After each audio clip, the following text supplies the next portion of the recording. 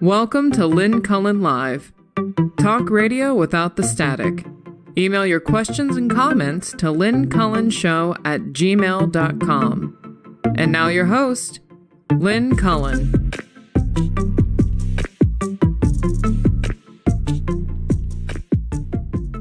That was surprising. Hello. I wasn't ready. I'd inadvertently knocked myself off the show and had just gotten back on. Hello, welcome to the program. It is July 18, 2023. It's a Tuesday, which means you should be there. Hi. Hi. Hi, Susan. So, great breaking news. What? Trump. He's gotten another target letter from Jack Smith. Jack Smith has said to Trump, "Hey, buddy, I'd like to see you before the grand jury. You've got 4 days to report."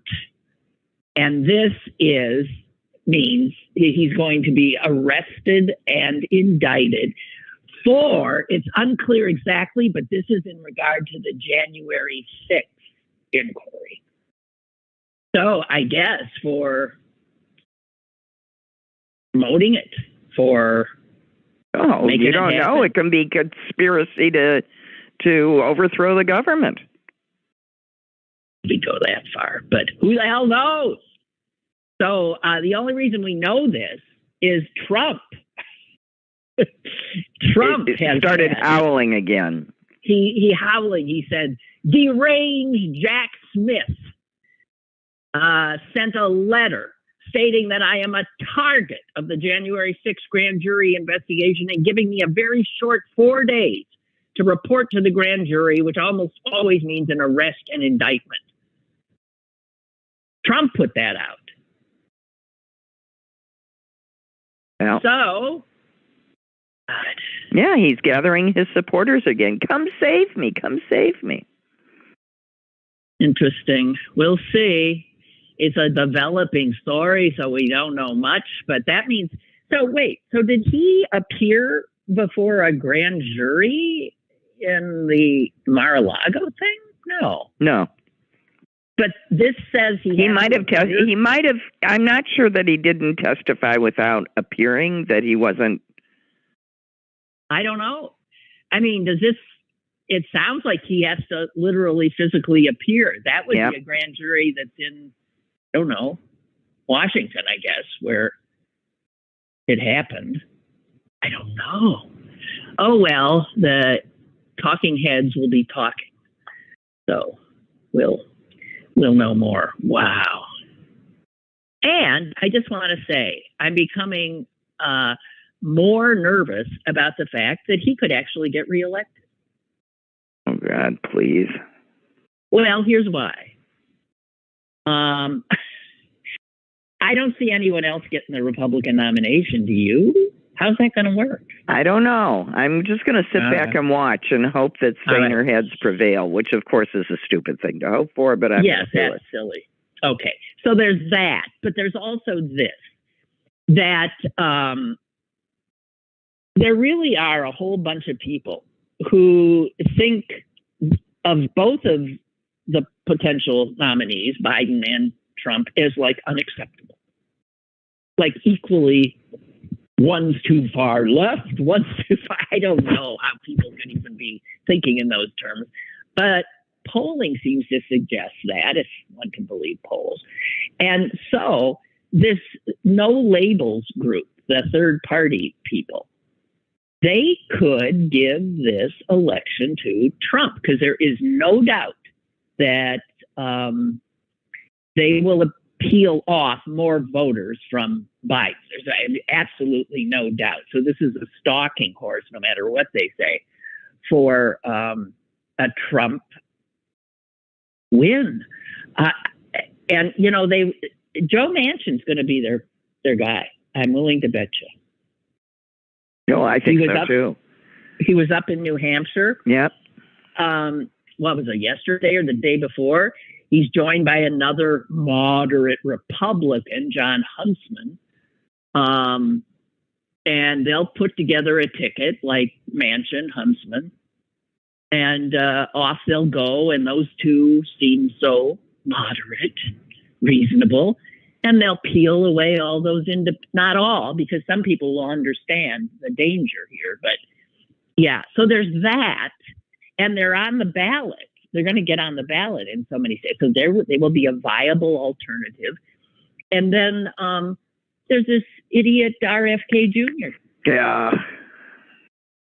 And I don't know what impact he has. I can't believe they say that 20% of Democrats are behind him. How? Yeah, they said like a bunch of California raised Democrats like him. You know, that's just crazy. Well, I mean, how can you like him? And if you like him, you're not a Democrat. He's not a Democrat. He's a QAnon idiot. Yeah, he's a total conspiracy theorist idiot. And his latest thing, have you seen that? Yeah, yes, where Chinese people and Ashkenazi Jews are spared the COVID virus. Now, that's he's right. not saying that's anti-Semitic. He's just saying it is. He actually said that the COVID could well have been a bioweapon that was made to go after everybody but Chinese and Jews. Ashkenazi Jews. That's most Jews. What? So here we have it. The Jews are behind it. The Jews are trying to kill you. The Jews and the Chinese. Which is an unlikely, I don't know why, but it just seems like an unlikely, well, who knows? Grouping. Who knows? It's the two. Everybody loves to hate the Chinese now. And in fact, the virus did, start there. So the Chinese have to be involved, but to get the Jews involved really takes a reach. And I don't know. I thought they were doing the space laser thing, but I guess they're also doing the bio. Well, and I just like to point out, as an Ashkenazi Jew, as are you, I was not spared COVID, nor were you. You got good and sick and scary sick. So, no, if that's the theory, you got two people here that are disproving it. Mother, of course, sailed right through, but that's Mother. Yeah. No, you always have to take her out of the pool. Because she's not, and I didn't mean that as a She's an outlier. Yeah, she's an outlier. But that he would, so all these other Kennedys are falling all over themselves today to disavow and to condemn his statements. And gee whiz, how out of it would you how is that? Well, he even looks out of it. One whole side of his face looks stroked out. I don't really. But well, he likes to walk around bare chested. I know he's certainly not, but he's got one eye. I mean, everybody has one eye that's bigger than the other, but one side of his face it droops a little, and the other side doesn't. Well, what's that about? I know, the Jews. I don't know. Beyond belief. Beyond effing belief. Okay, so COVID was designed to spare Jews and Chinese people. Thank God we know that now. I don't know. You would think that someone would think, why is it you that has this piece of information that nobody else seems to have? How is it that you have it? Well, he must be insane. Well, there you go. I mean, there's not a conspiracy theory that he doesn't, there's people who are just given to wanting to embrace anything other than the messy truth or reality. Mrs. Clarence Thomas, for one. Oh, God. I need these people. Oi! So I have to say, yeah, I'm nervous about the election. I really am. Well, you have to be nuts not to be nervous. It's not. It's certainly not. But I'm going to bet that between the national memory being long enough and Trump being awful enough, and the abortion issue, frankly, and the banning of books, frankly. Yeah, the Republicans being and all the overstepping by the Republicans is giving us enough rallying cries that even if we can't, talk up the legitimate accomplishments of the Biden administration, which are many. He's an extremely successful president. So far, doing really, really well. Keeping the damage and actually making gains. Coming, yeah. I don't, and we don't have to. I mean, some of the infrastructure stuff that he's got. Yeah. And I mean, it is funny. His speeches are all laughing at all the people, all the Republicans that voted no. And in his speeches, he's going, and guess who's signing up at the ribbon cuttings? And taking all the credit. Said, I just want you to know, Senator so-and-so didn't vote for it. Senator so-and-so.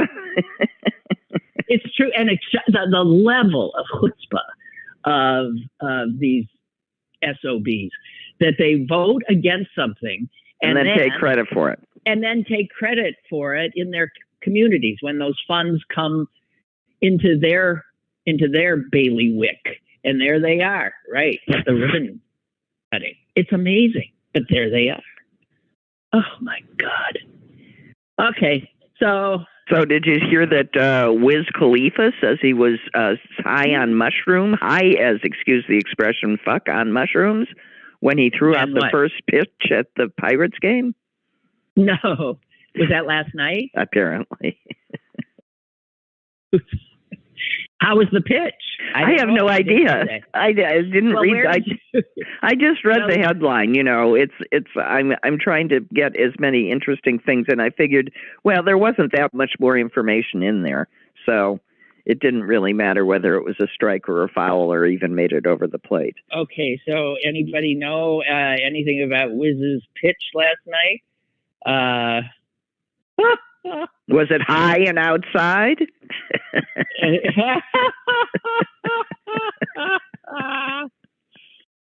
Okay, here it is. I just want to, this is watch the pitch. Okay. I'm special guest of the Pittsburgh. This is Monday. Okay. Oh, yeah, it's Tuesday. Yeah. Welcome to the world. Pittsburgh Pirates game against the Cleveland Guardians. Who are they? I guess that's what Cleveland's baseball team is now. Not the Indians. They were the Indians. They had to be something else. Okay. I didn't realize they were the Guardians. No, that was a quiet change. So Khalifa was asked to throw out the first pitch, and he took to social media before he threw it to let everybody know that he planned to be stoned while doing it. And what he wrote was, I don't understand this vernacular that they, my son does a lot of this. Finna get stoned AF as fuck and throw this first pitch at the Pirates game. And then after he threw it, he said, shroomed out. Throwing a baseball is crazy. The last thing it says here is the Pirates lost the game 11-0.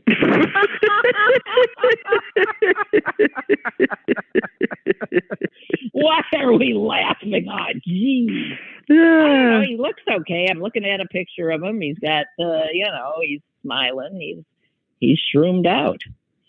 So there you have it. Okay. Wasn't that a nice distraction from doom and destruction? Yes, it was. But Susan, we just got ahead. You're turning right back in. You're turning the tricycle right back into the danger zone. I can feel it. Right, but I have to say that we do have some poetry today. I was talking about poetry the other day, and I'm on a poetry thing because last night I was thinking that that Robert Frost poem was "Some Say the World Will End in Fire." Remember that? You remember that poem? And I was thinking, man, that poem now is. It turns out we're answering the question because it is going to be fire, not ice, right? So here, I looked it up, and here's the poem. Whoa, tell me, it's a wonderful poem. Some say the world will end in fire. Some say ice. From what I've tasted of desire, I hold with those who favor fire. But if it had to perish twice, I think I know enough of hate to say that for destruction, ice is also great and would suffice. Whoa! Whoa! But it's going to be fire. Some say the world will end in fire. And so, right after I was thinking that, guess what happened? Our brother butt called me. This happened. You know how many? I get more calls from him. I know. They're almost 90% of them are butt calls. I cannot. And so I thought, oh, it's a butt call, but I tried to get it, but he realized he'd hung up. So then I called him because I wanted to tell him that I'd had, the Robert Frost thing. And then he came up with another Robert Frost poem that I have never seen before, but which shows that Frost had this incredible appreciation of nature as a destructor, as something larger than us. So you have him toying with the idea of the world ending in fire and ice. And here's a little poem, which I now know. And again, it's a little one. But listen to how dark this one is. And it's about, again, the destruction of the earth by nature by Robert Frost. Brilliant. It's called Once by the Pacific. The shattered water made a misty din. Great waves looked over others coming in and thought of doing something to the shore that water never did to land before. The clouds were low and hairy in the skies, like locks blown forward in the gleam of eyes. You could not tell, and yet it looked as if the shore was lucky in being backed by cliff, the cliff in being backed by continent. It looked as if a night of dark intent was coming, and not only a night, an age. Someone had better be prepared for rage. There would be more than ocean water broken before God's last put out the light.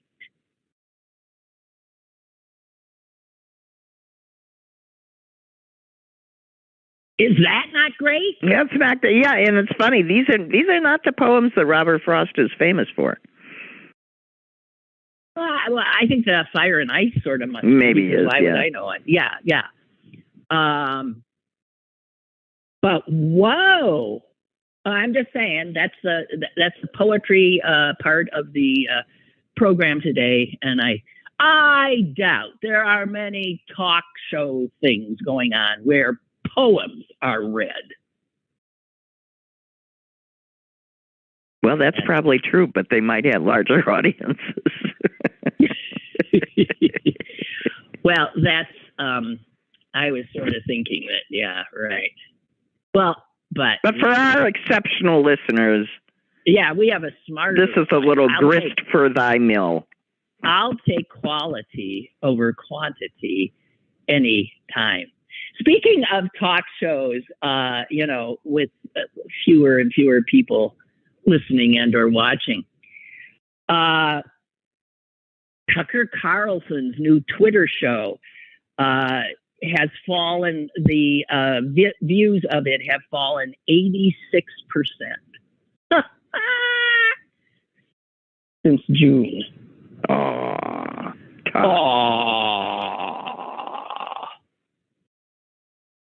Nobody's looking, Tucker. And speaking of things falling, because I did come across this thing of things falling, Tucker Carlson's ratings. Well, that's under plummeting. And chewing gum sales have fallen 32%. For some no good reason, I was thinking about that the other day. Who's still chewing gum? You don't see a lot of it. You don't see a lot of it. You don't step on a lot of it. It used to be everywhere. And I used to be routinely irritated by the way people chewed it. Most notably, the worst offender of all was my dear friend Virgie, who loved chewing gum and popped it. I could crack it. Well, I can crack it. When I chew it, I can crack it. But I would never do it if anyone was around. It gave me great pleasure to do it when I was all by myself.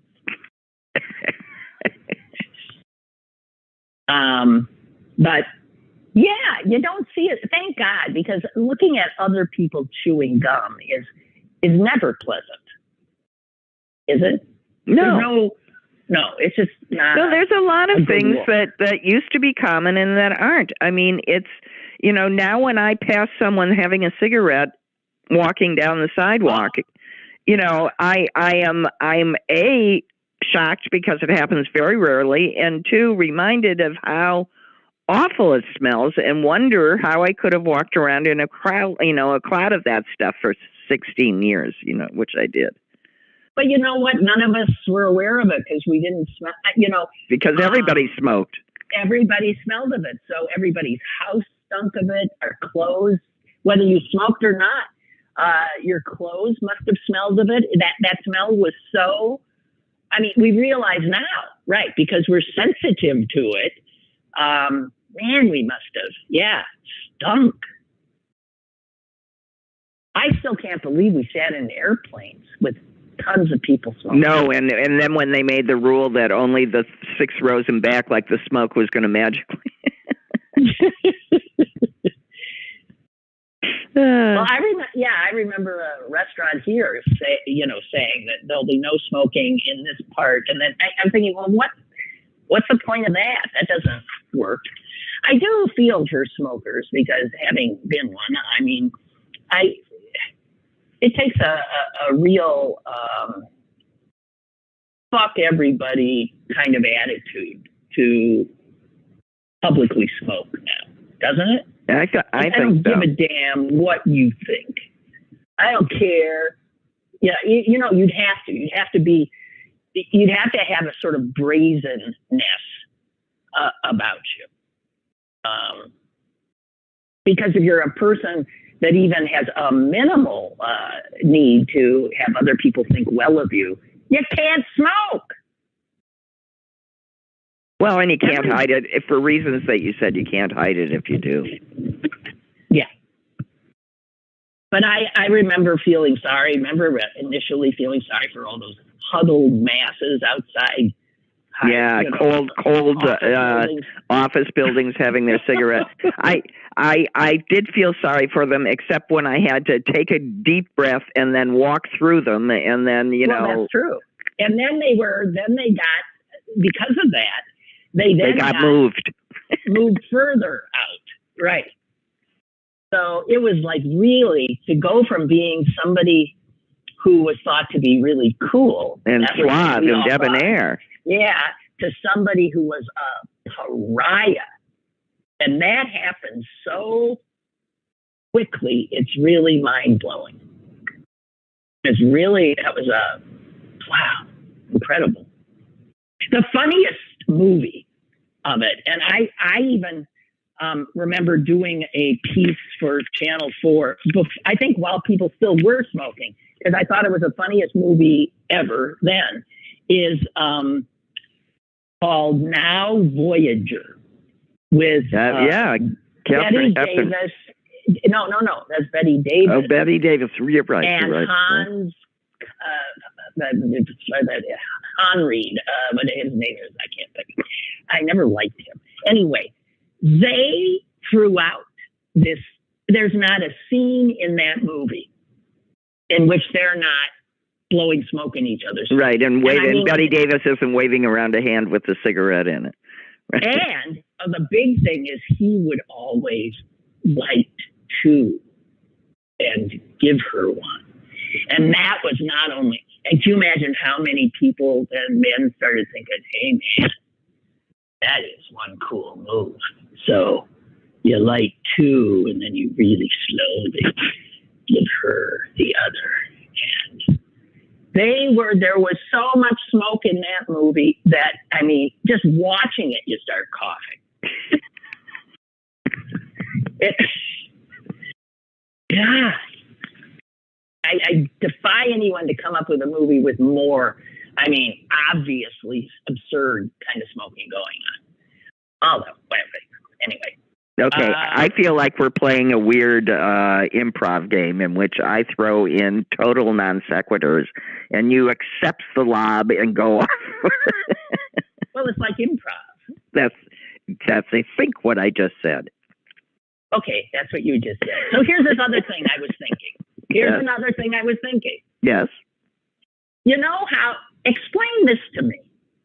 With the world ending in fire, with these unbearable and deadly temperatures, why is it? Because it is still true that when people move in this country, get up, pack their bags, and get the hell out because of weather, they're still leaving the north because of winter to go south.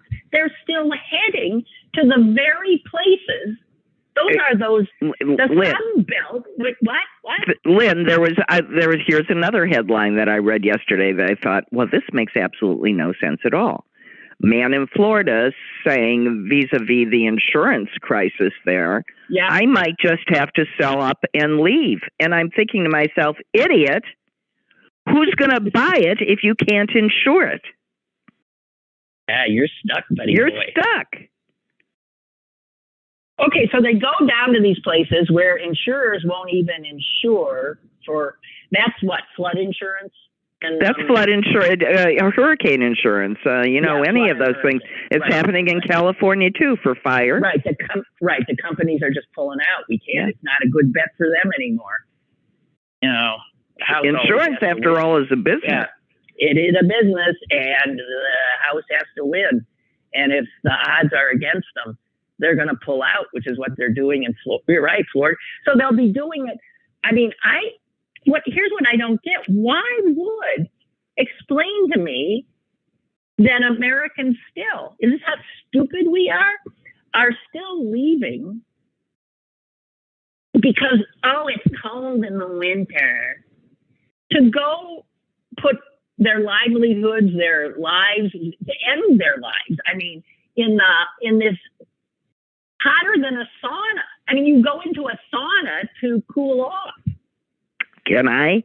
Right. Can I say, as someone that did spend 5 years as a snowbird, which I thought I never would do, going to California, when the pandemic made us stop doing that, I found that I just loved the cold all of a sudden, especially now that I was of an age where I didn't care what I looked like out there. I just dress for the weather and go out and walk my dog and enjoy it. Yeah. And I did. It's beautiful. There's nothing more beautiful than winter. Oh, I agree. But and bare trees. The majesty of bare trees. Gorgeous. But that's something usually it takes. I don't know that I noticed the beauty of leafless trees in the winter until I was an adult. Or do kids ever look at that? Nah, they're too busy doing other stuff, I think. I don't know. But when I did, I was blown away to see the bones, to see their beautiful shapes, to see, it's just glorious. Well, anyway, landscapers, we're taking another right turn. Landscapers actually designed for that, so that in your winter, when it winters, that there is still structural, skeletal interest in your yard. Yeah. If you dare to note it. Yeah, but so here's the other thing about the world ending in fire. I heard some idiot from Texas who was being interviewed talking about, how hellishly hot it was. Oh, there's no problem. Everybody down here's got air conditioning. And I wanted to scream. First of all, that's not true. No, obviously, first of all, that's not true. And second of all, does he forget that the grid collapsed in Texas? Yeah. But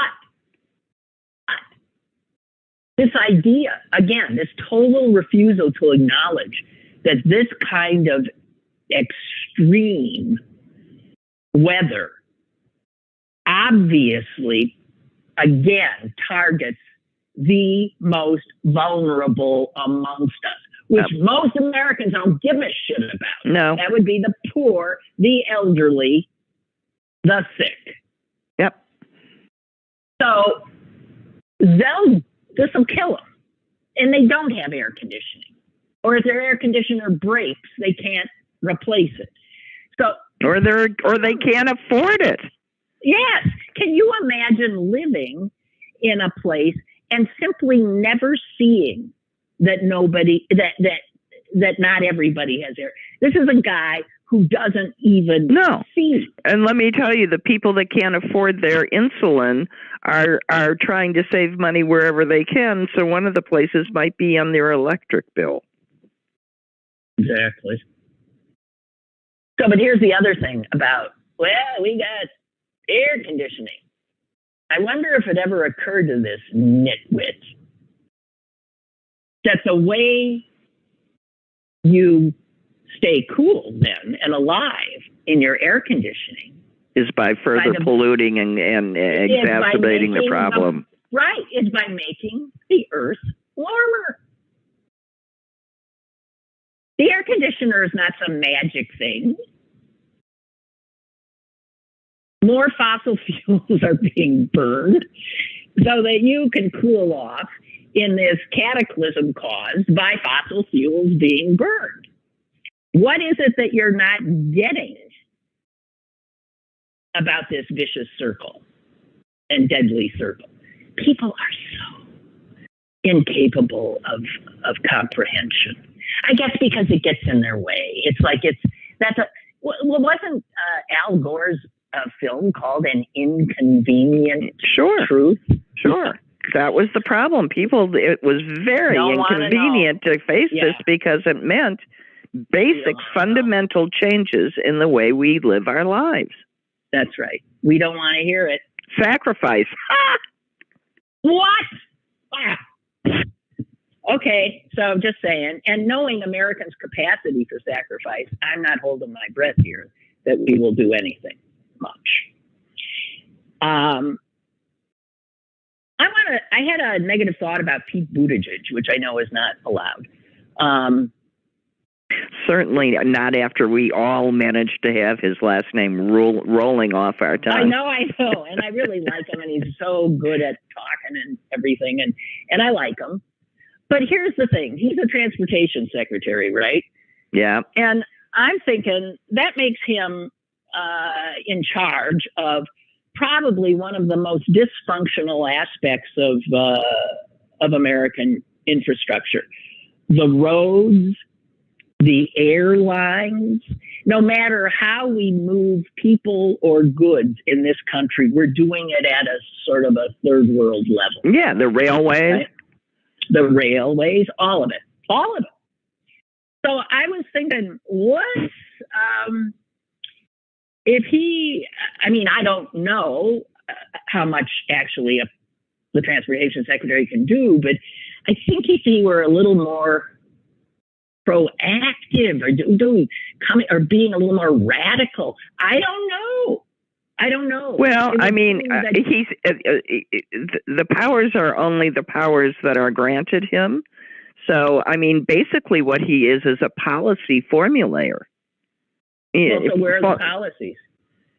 Well, I mean, I'm seeing that, like there was an article I read the other day about how trains, especially in rural, like this is, I think Georgia was where it was. Trains are now so long, right?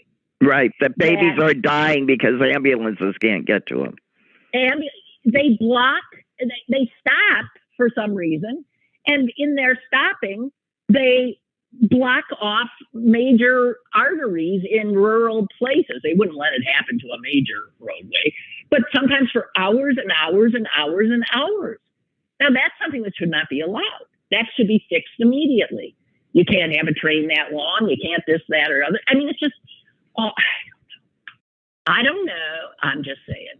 Hey, Milton says the 2-time Jeopardy champion, that's the guy now. He's from Pittsburgh.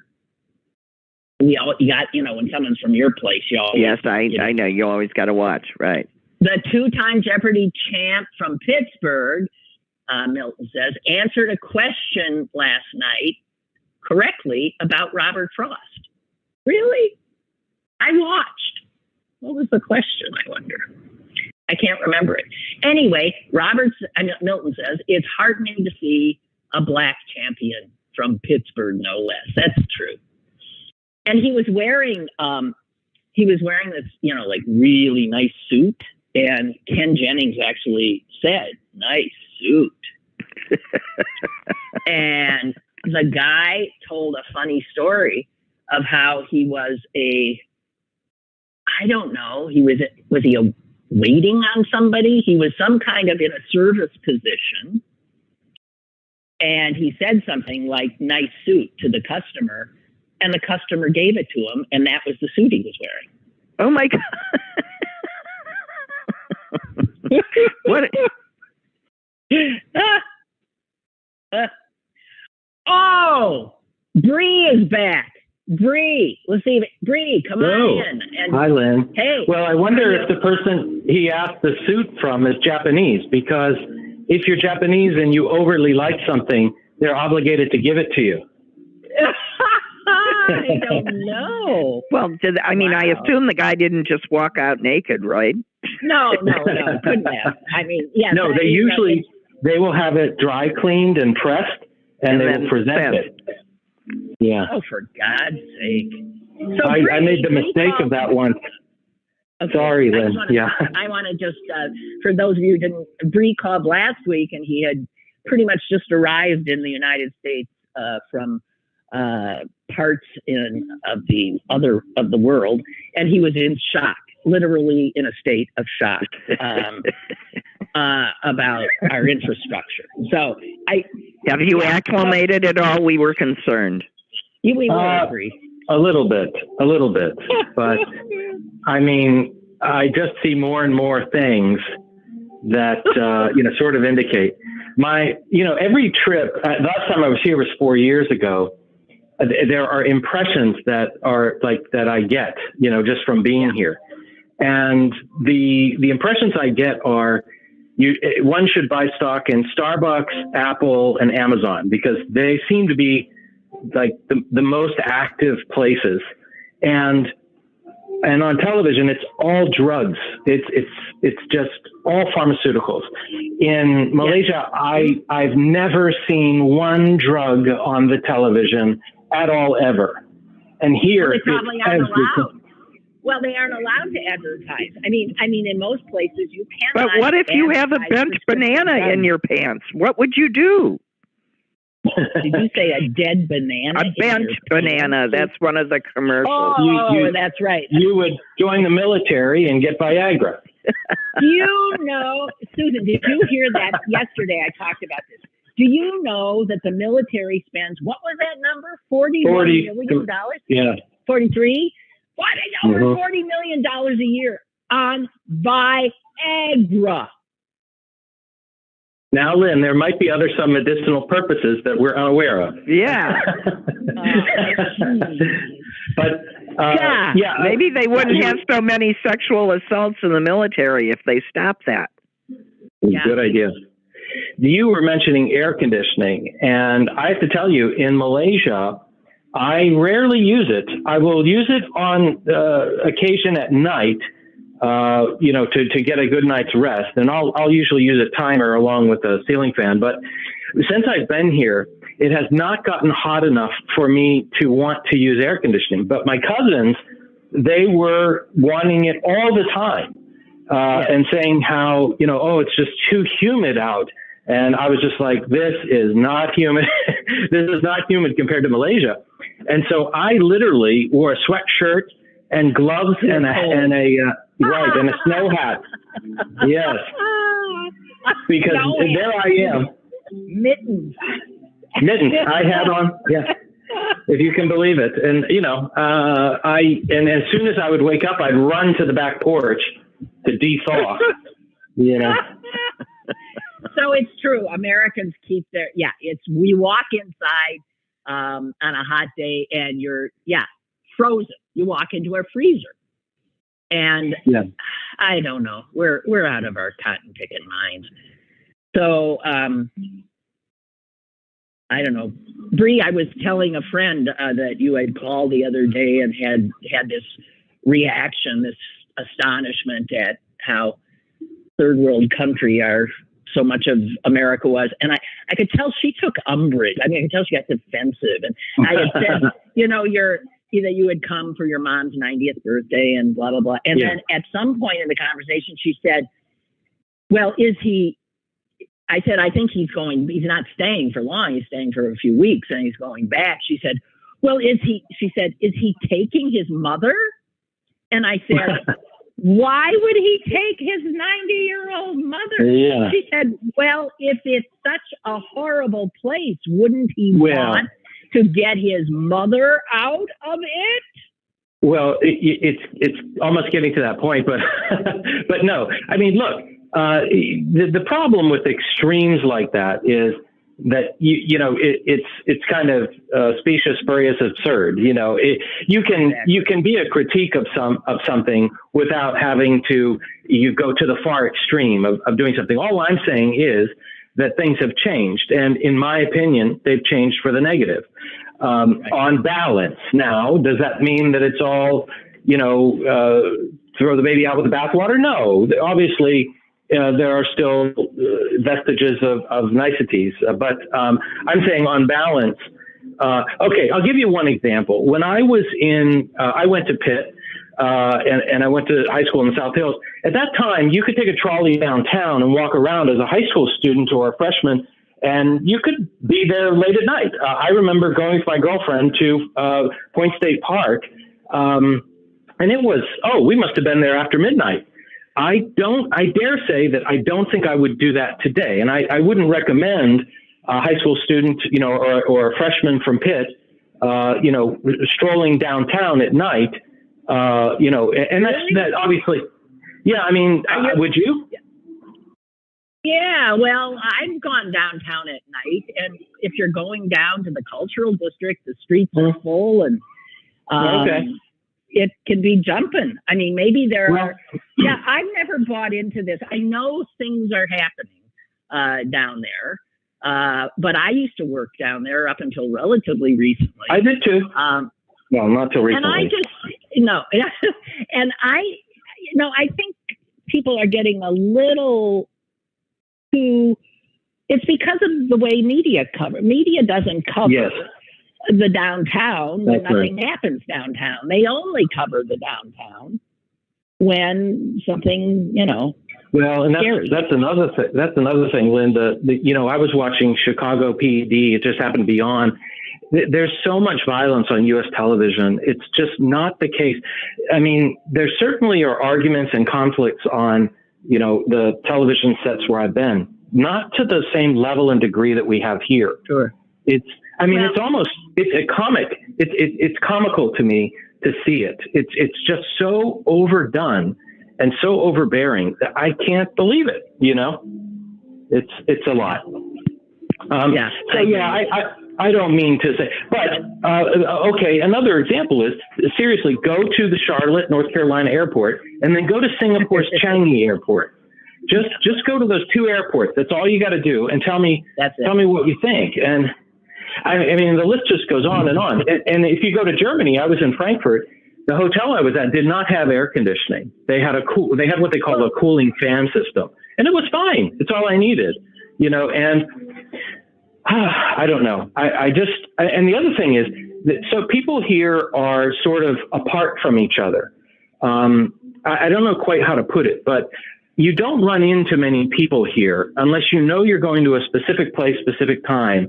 Whereas in Malaysia, it's just kinetic energy. There's people around all the time, and you just get a feeling of neighborly community there that you wouldn't get here. Now, don't get me wrong. I've had arguments with my neighbors in Malaysia for cutting down trees and barking dogs at 3 a.m. So it happens everywhere. But this sense of, I don't know, it just seems like we're more apart. And if I try to say something to someone, if I do that in Malaysia, they'll come back and discuss things with me or talk to me. Same in Germany, especially in Germany, they'll very much like it. But here, I find that people are a little bit more standoffish. And, you know, I don't think it's me. I shower every day. But it's just the level of camaraderie and community, to me, just appears different. We're a little bit more apart. Yeah. Okay. It's good to have somebody coming in from the outside, taking a look and seeing what he sees. Hey, Bree, I wish you safe travels going. Thank you very much, Lynn. Thank you. Bye. Okay. Bye. Bye. Oh, my God. Yeah. I want to say, you know, he kept saying community. And, you know, community, COMM, put that, or most Americans hear No, the sense of community that existed when we were children and that we were raised with, and especially as an ideal of simply what it means to be an American and a resident of a community. That your life was a series of larger and larger communities, and you had duty to them all. Okay. So, Ray writes, ladies, in response to the gleeful search for catastrophes lately, you don't have to search, Ray. Right outside the window here. In response to the gleeful search for catastrophes lately, can you guess what right-wing reality denier said this? If you had to choose one moment in history in which you could be born, and you didn't know ahead of time who you were going to be, what nationality, what gender, what race, whether you'd be rich or poor, gay or straight, what faith you'd be born into, you wouldn't choose 100 years ago. You wouldn't choose the 50s. Or the 60s or the 70s, you would choose right now. If you had to choose a time to be, in the words of Lorraine Hansberry, young, gifted, and Black in America, you would choose right now. Is that true? So who said that? Lorraine Hansberry? That whole thing? No. Is that true? I mean, I don't necessarily think so. Well, what would you choose? I mean, right now is so damn scary that I'm, you know, sort of willing to go back and start all over. Yeah, I'll do the 50s again. But if you were Black, no, I do the. You know, there's something terrible in each of the decades, you know, that you would like to.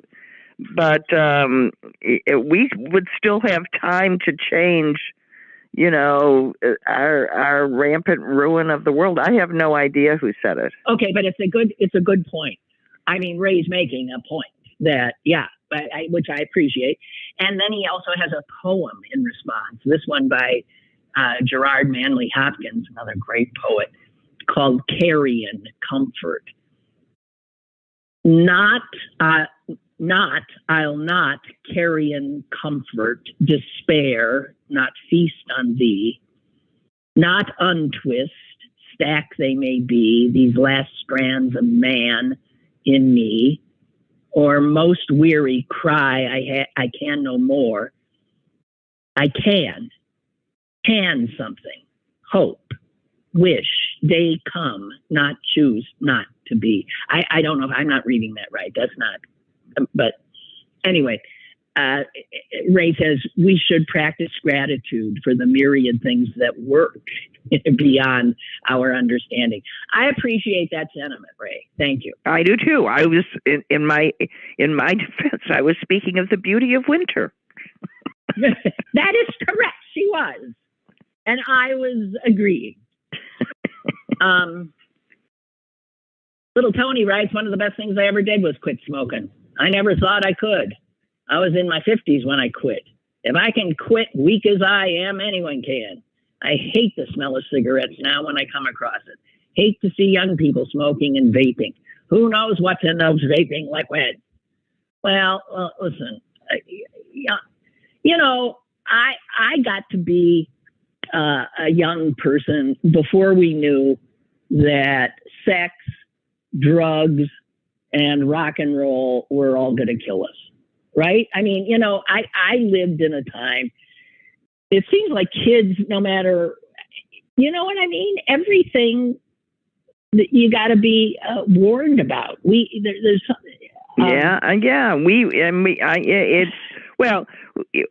we often say such things, though, we ancient folks, the boomers, you know, that we lived, you know, I mean, when we lived, no car seats. Our car seat was your mother's arms outstretched against your chest as she slammed on the brake. That's correct. Yeah, that worked just fine, usually, minus a few teeth when you'd hit the dashboard, but worked just fine. I mean, some change, some restrictions are probably for the better. I'll say that much. But God. Okay, so Bob sent me this political ad yesterday that I then sent on to you, Susan, and then I saw that MSNBC on one of their shows was showing it too, because it's so whoa. And I don't know. I really need to see it again. But it starts with this couple having sex. I mean, you don't see any. No, but it's very. It's pretty. You don't have to use your imagination. It's clear what it. And then I think she says, "Do you have a condom?" And he reaches over, and yes, he does. And then out of the blue, this old white guy in a suit appears in their bedroom and says something like, "You can't use that." Right? That's sort of what goes on. And then they say, "Who the hell are you? Get out of my bedroom." And he says, "I'm your congressman." And and what I didn't understand is didn't they have the name of the congressman under it? And I thought, how? I mean, this was an ad against that congressman, I thought, but how could you have him in the ad? Then I thought it had to be artificial intelligence. And then you thought that, Susan, but now I think it's just an actor. It is. Okay. So it's just an actor. It's not a real congressman, but they're pointing out in a very graphic visual manner how Republicans intend to rule your very private life. That's right. And in that regard, I think it was really, really well done. Oh, yeah. Right? Yeah, it's shocking. Yeah. It gets your attention. I mean, and it holds your attention. Yeah. Hello, I'm your. Well, they pointed out. Yeah, I mean that it is true, and I. There should probably be more of that kind of ad as we head into election season. That'll make people remember and realize how much this so-called party of small government has intruded into the most intimate decisions and choices of your life. And I think in that regard, it's really well done. Well, and it sort of begs the question on the Second Amendment, that the gun owners stand so firmly on their constitutional right. And that's that. And I'm here to say I used to have a constitutional right, which was just taken away from me. Yeah. And mine wasn't. Mine was for my own basic well-being and health. Yours is only to harm others. What about the constitutional right that Gates people thought they had to go and go to a business and ask them and obtain a service? That's right. Because now that one's been taken away too. That's their. Oh well, what about the constitutional right to vote? Oh yeah, that. Well, that's Now, listen, as an originalist, the founding fathers didn't want women voting, black people voting, non-landowning people voting, only rich white guys. Oh, well, yeah. That wipes out half the Supreme Court at this point. No, not quite. Hey, by the way, Ray has written back. Thank you, Ray. The person who wrote that, when would you rather be born, was Barack Obama. Yeah. Okay. So there you have it. Well, no wonder. That was a few years ago, and he was still optimistic. I don't know if he'd say that now. Oh, he probably would. He's got, who the hell knows? I don't know. So, are you eager to see this Oppenheimer movie? No. I am. I mean, it's getting such incredible reviews. It just means I have to go back into a theater. So why not? I know. I mean, it's just I've been trained out of certain things. But having said that, the largest screen in the country just opened in a burb of Chicago, and it seats a gazillion people. So it'll probably not be full very often, and that would be apparently the right place to see it. You go at 10 o'clock in the morning. Yeah. Or even 1 in the afternoon during the week. Nobody's in those theaters. You can have it to yourself. But I was reading that it was shot.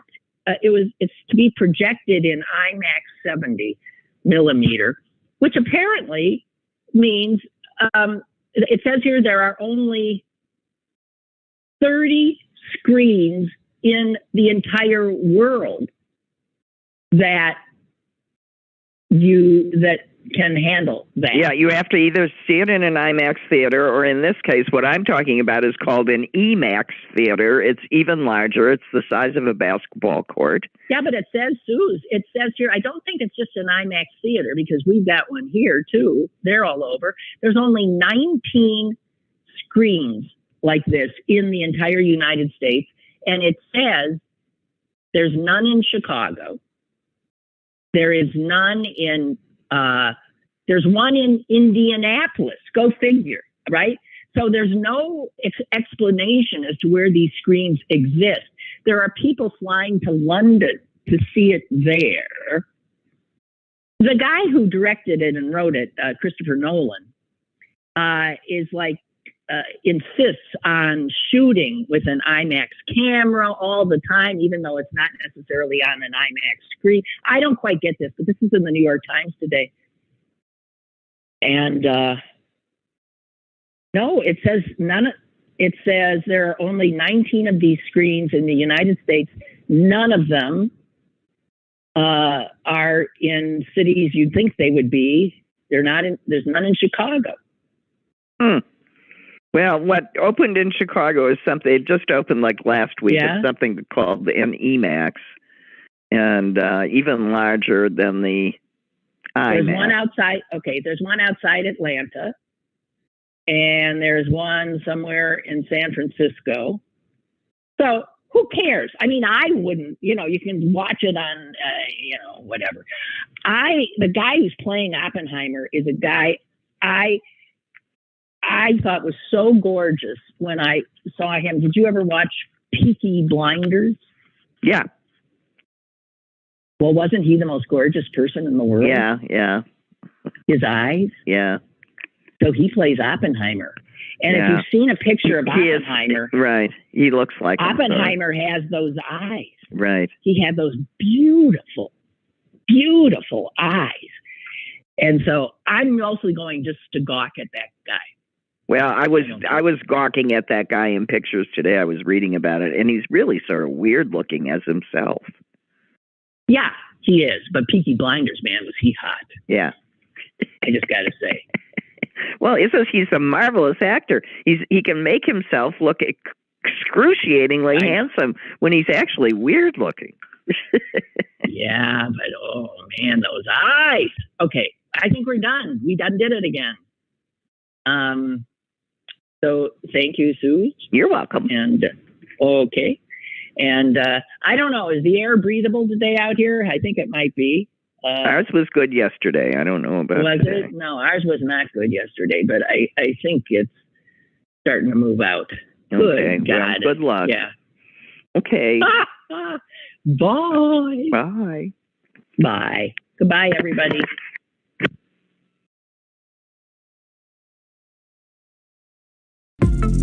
Lynn Cullen Live, Monday through Thursday from 10 a.m. to 11 a.m. and archived at pghcitypaper.com.